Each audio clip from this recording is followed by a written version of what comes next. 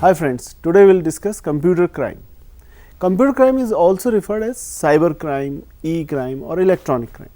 So, we will use them interchangeably in our discussions. The word cyber crime or computer crime creates a variety of perceptions in our minds. We feel too much vulnerable about bank accounts, money or privacy. Also, some people remain very much neutral for their impacts, thinking it is only related to the use of computers. Yes, cyber crime is a dangerous and primarily because we typically don't have idea about the amount of damage it can cause. In order to protect ourselves against such crimes, it is important to understand them thoroughly. These two lectures try to explain the classifications of computer crimes and the types of computer crimes. They also help us understand difference between conventional crimes and computer crimes. A very short discussion will do for crime. We all know what a crime is, and by definition a crime is an illegal action or activity for which a person can be punished by law.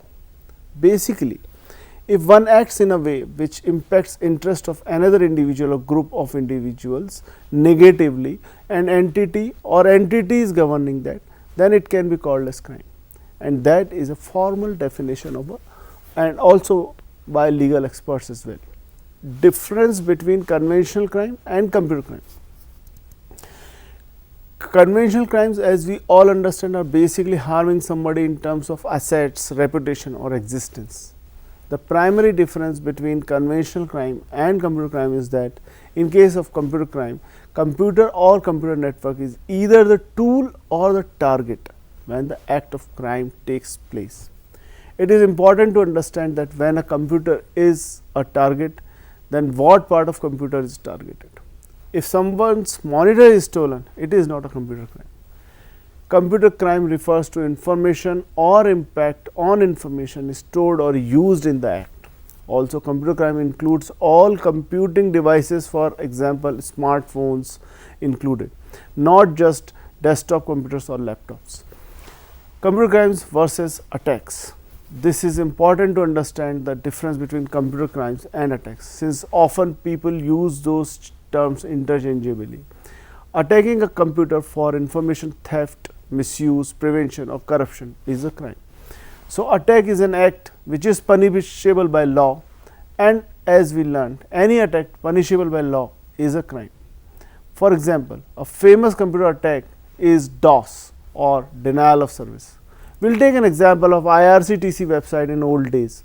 It was found that during Tatkal reservations time slot, the website used to stop working, not because it was not capable of taking the load of the required amount or required volume by actual users, but because some attackers used to make huge mock requests to the server using some computer programs that it was unable to handle. Now, this attack is punishable attack, and hence in legal terms it is a crime. Prime classifications of computer crime we will discuss. It typically is important to understand the classification of computer crimes. This helps in preventive measures and deciding over punishment or penal actions. There are some crimes which may overlap in more than one classification or other. For example, child pornography is against individual and against society too. There are other types which are against individual, against property, against society and against government. Let us discuss what is against individual. There are some computer crime which make damages to an individual, either by stealing their information or misuse it or by defaming them. There is another type which is against property. Same as in the real world, where a criminal can steal and pickpocket, even in cyber world offenders resort to stealing and robbing.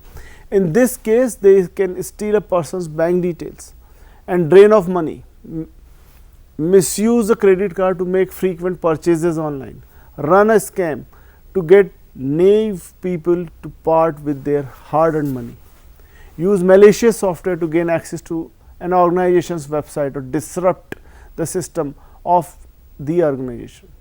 The malicious software can also damage software and hardware, just like vandals damage property in the offline world.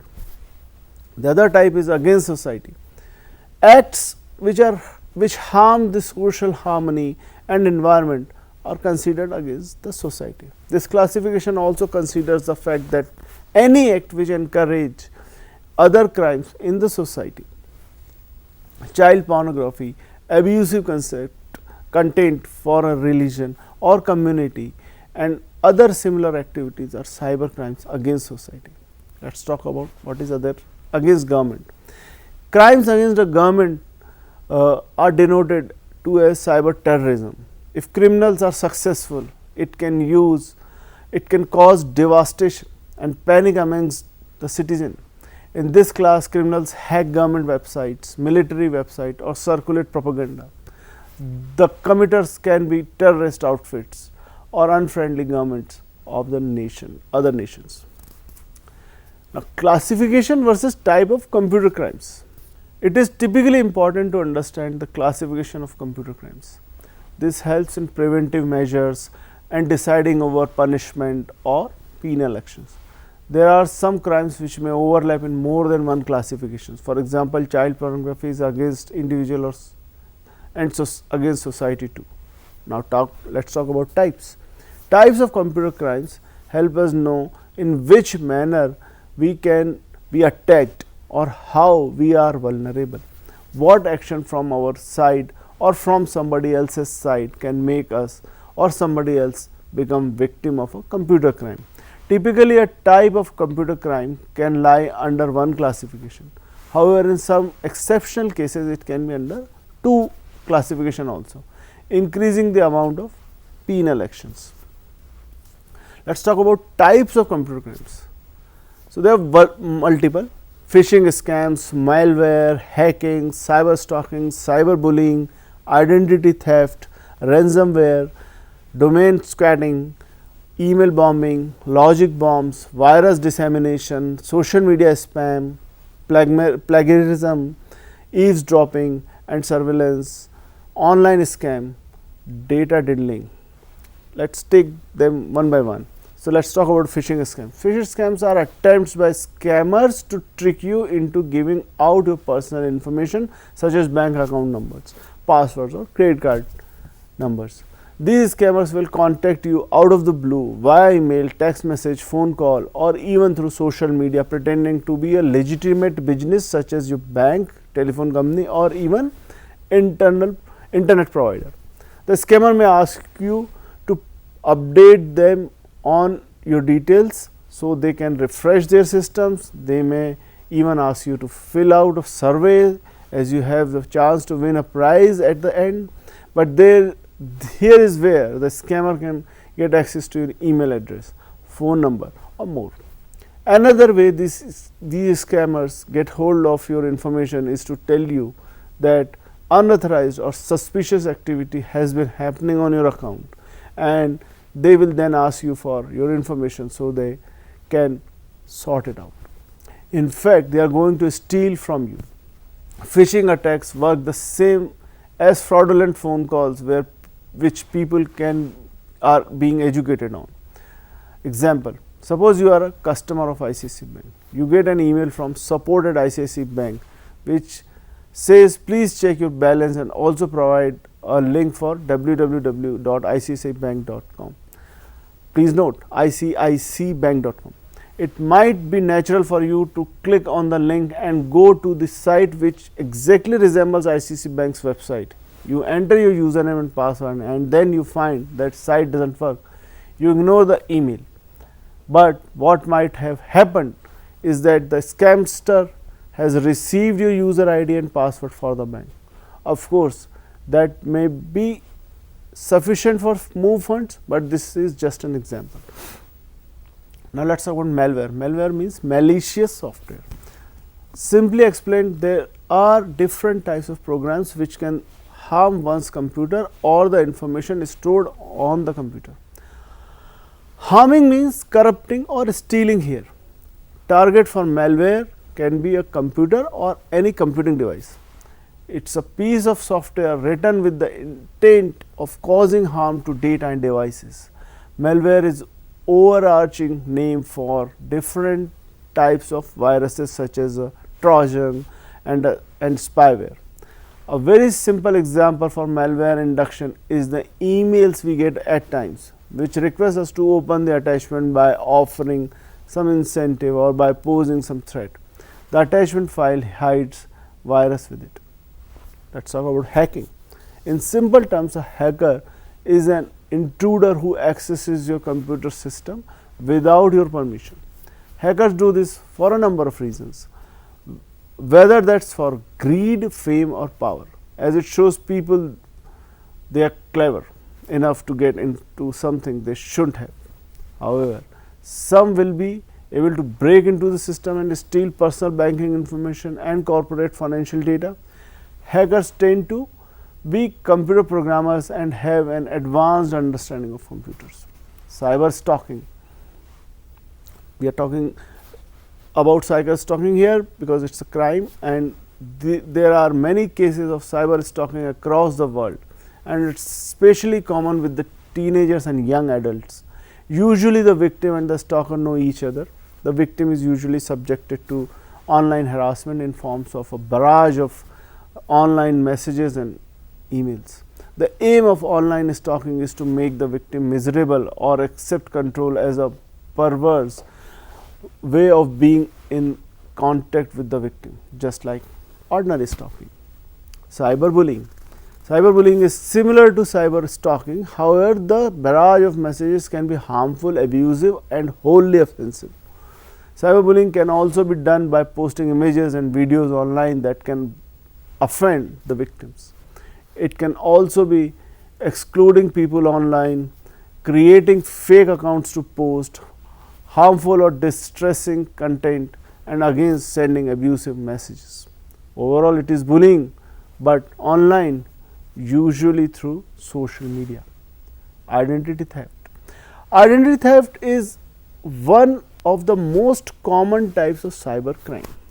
The main reason identity theft occurs is with the view of creating fraud or financial gains. Criminals usually steal identity information of others such as credit card information, addresses, email addresses and more. With this information they can pretend to be someone else and create a new bank account.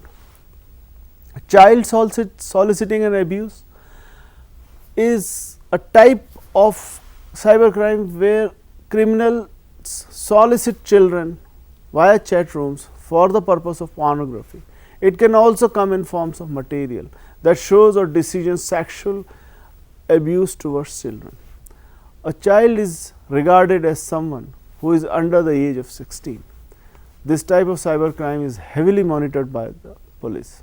It can be a threat to companies as well as individuals because the perpetrators may be looking to adopt another person online. Ransomware. It affects many companies and has recently affected the NHS and other big corporates all over the world. Ransomware enters into your computer network and encrypts files, meaning you do not have any access to them. The attacker will send you a notification demanding a large sum of money for you to then get your data back. The criminals' aim is that they will get enough people to pay to ransom fee to get a quick buck. Email bombing. An email bomb is more a form of internet abuse. Email bombing is an overload of emails directed to one email address. This will cause the person receiving the email server to become sluggish or even crash. They may not necessarily be stealing anything from you, but having a sluggish server can be a real pain and hard work to fix. Virus dissemination. This is particularly sneaky form of cybercrime. It not only gets a piece of malware, which is basically a virus of some sort, onto one part of the victim system, but it spreads across other pieces of the software. Without a full and proper quarantine process and safe environment to test in a sandbox, the next time you open a piece of undiagnosed as if infected software, the process starts all over again. Logic bombs. Logic bombs act in the same way as a virus, but are small programs or sections of a program which are triggered by an event. This event can be a certain date or time, a certain percentage of disk space filled, the removal of the file, and so on. A program could then delete critical sections of code, rendering your software as useless. The people who implement logic bombs are most commonly installed by insiders who already had access to the system. Theft.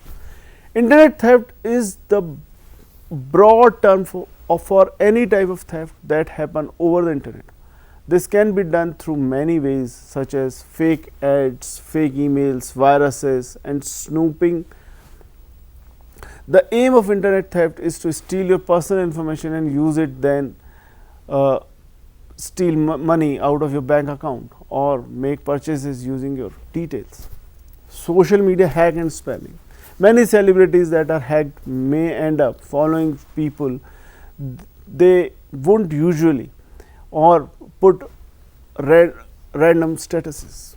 Even though for the average Joe, seeing a celebrity or brand post weird stuff can be amusing. It's an invasion of privacy.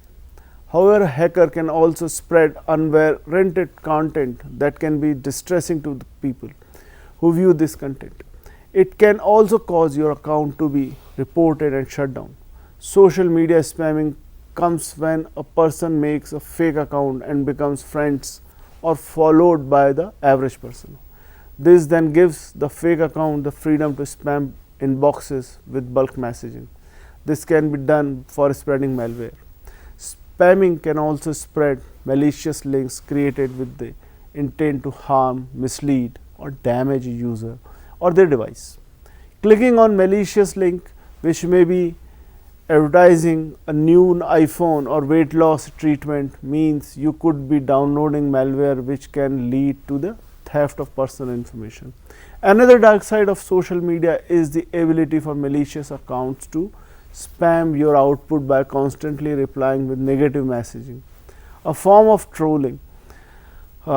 Whilst you can easily report such behavior to the social media platform and they should remove the user, or you can block them from seeing your content. It's easy for people to set up new bot accounts in minutes and begin their hack again. Electronic money laundering. Money generated in large volumes illegally must be laundered before it can be spent or invested.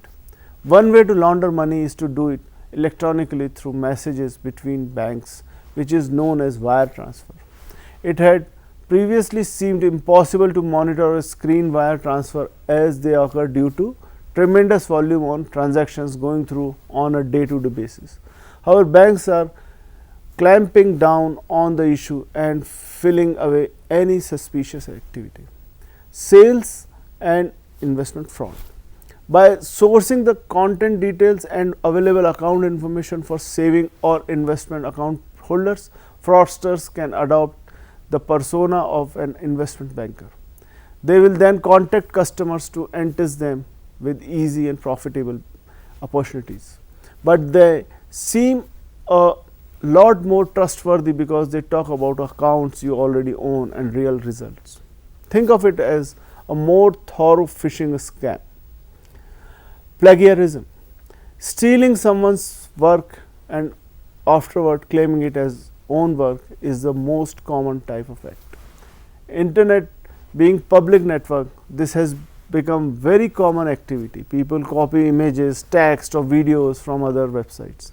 Governments across the world have either built a legal framework or have been preparing the framework to stop this. Bots and scraping. Unfortunately for scraping, there is no foolproof way to prove. Idea here is to fetch data from other websites by use of a program, modify it and claim it as own. This is a kind of plagiarism with little twist. The data is not collected by work, but has been copied from some other internet resources without giving any credit. Consider one example first. A site displays information about classes in the neighborhood. Another site developer writes a simple program to copy that information and shows on his website with a modified version. Eavesdropping and surveillance. Eavesdropping without the consent of the parties is a crime and can be done online or over the phone. The most common way to eavesdrop is to wiretap, which is the practice of connecting a listening device, usually to a telephone line, that allows the criminal to monitor conversations secretly. Software privacy. Nowadays, thanks to the internet, you can find almost any movie, song or software for free online. Software piracy is the unauthorized use and distribution of computer software. Even though using pirated material may seem good because it is free, it comes with a range of risks. These risks include trojans, viruses, worms and other forms of malware. But it is also stealing, as no proceeds go to the producers of the content. Data diddling. Despite the humorous name and seemingly innocuous action compared to the other cybercrimes in this list, data diddling is the action of skewing data entries in the user system. The results can be huge. However, they might include adjusting financial figures up or down marginally, or it could be more complex and make an entire system unusable. Salami slicing attack. A salami slicing attack, as funny as it sounds, makes sense once explained. It is a technique used by cyber criminals to steal money or resources a tiny bit at a time. So, there initially is not a noticeable difference to the bank account. The criminal will do this to a number of different sources, which accumulates to a considerable amount stolen over time. Salami slicing attackers generally use this technique to steal money. Online scams. Online scams are basically scams that happen online, whether that is tricking you into giving out personal details online by an ad popping up telling you that you have won something and asking for your card details to pay for the shipping. Sadly, you will never receive anything, but you will start noticing weird transactions coming from your bank account. So, to conclude this, computer crime, cyber crime or computer oriented crime is a crime that involves a computer and a network. The computer may have been used in the commission of a crime, or it may be the target. It is important to note, computer here are referred as any computing device, smartphone included, and not just the desktop computers and laptop. Offences that are committed against individuals or groups of individuals with a criminal motive to intentionally harm the reputation of the victim or cause physical or mental harm or loss to the victim directly or indirectly, using modern telecommunication networks such as internet. Networks including but not limited to chat rooms, emails, notice boards and groups, and mobile phones, Bluetooth, SMS, MMS, different type of communications. Cybercrime may threaten a person or a nation's security and financial health. It has issues surrounding these types of crimes have become high profile, particularly those surrounding hacking, copyright infringement, unwarranted mass surveillance, sextortion, child pornography and child grooming. There are also problems of privacy when confidential information is intercepted or disclosed, lawfully or otherwise. Internationally, both government and non-state actors engage in cyber crimes, including espionage, financial theft and other cross-border crimes. Cyber crimes crossing international borders and involving the actions of at least one nation state is sometimes referred to as cyber warfare.